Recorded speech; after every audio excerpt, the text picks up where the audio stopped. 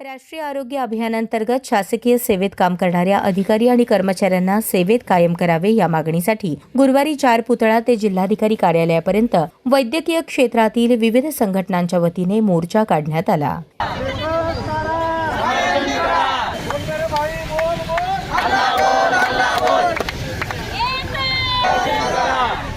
समान काम समान वेतन अशी NHMचे कर्मचारी मागणी करताना दिसून आले।